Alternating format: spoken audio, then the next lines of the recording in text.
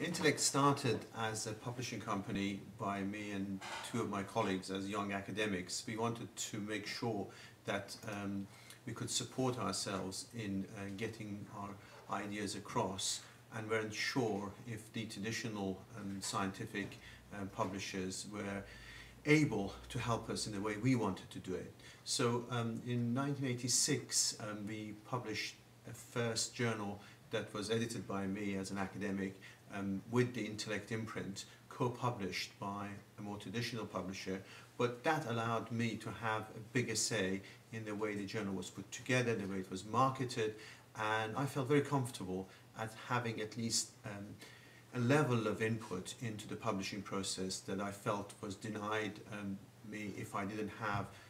a company of my own.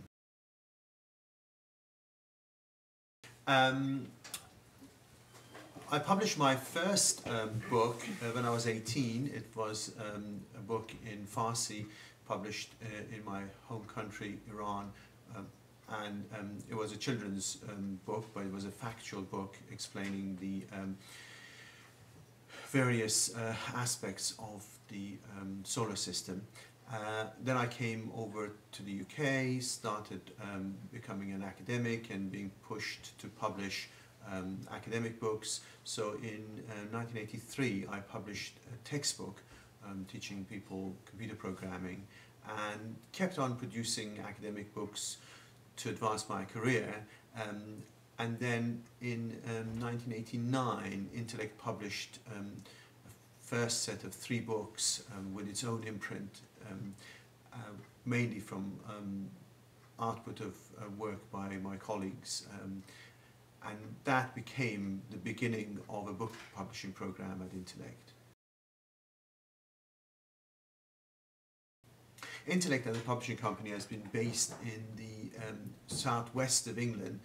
a region best known for the quiet life and the quality of life, but not so well known or its creative aspects until now. I feel that being based in the southwest of England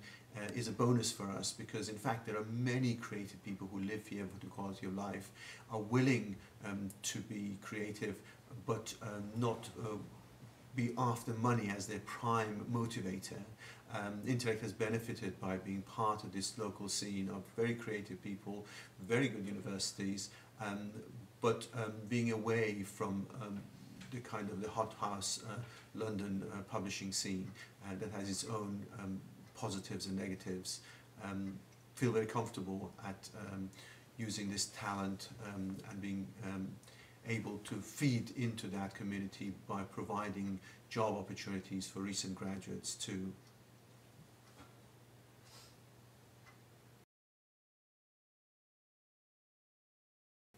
Intellect was set up at the start as a partnership between academics and publishing industry, and it has remained a vehicle for academics to have a greater say in the way their books and journals are published. We've made a commitment to publish new ideas in new disciplines and new subject areas, publishing the sort of things that more established university presses or commercial publishers don't necessarily feel comfortable publishing at the beginning. Intellect has been able to give a voice to academics in new subject areas like theatre and performance, art and design,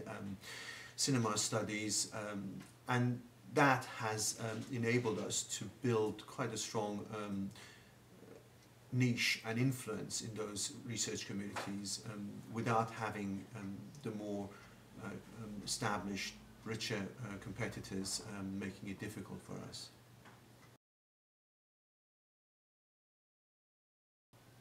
I think Intellect has benefited from the internet revolution, making the playing field a level playing field between newcomers and more established publishers. It's still true that if you're a publisher with existing brands, established journals that have thousands of subscribers, you have an advantage against a newcomer. But Intellect has been able to publish its journals and books both online and on paper, benefited from being able to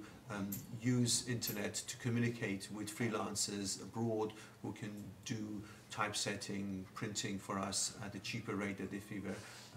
forced to just use local labour. But also internet has made it possible for us to deal with authors and editors who are based elsewhere, further away from us,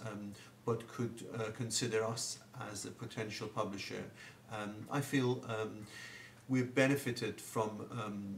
the new communication industries